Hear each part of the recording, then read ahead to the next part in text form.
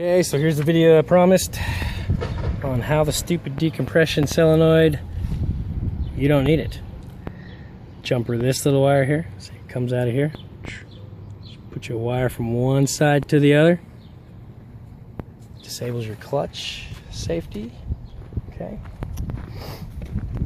Come around here. See, I don't have the chrome piece here. It wasn't here whenever I got the bike either. But all you gotta do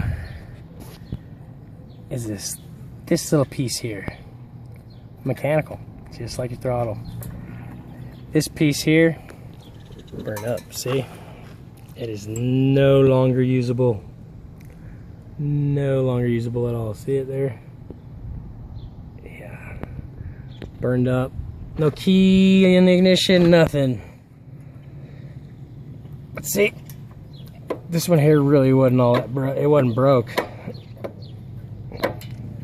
But, okay, turn on that key. All you gotta do is go ahead and push that start button. See, nothing. Sounds like it's got a low battery. I guarantee you my battery's charged up. It over 13.8 volts, I guarantee you. All you gotta do, reach under here. If that back valve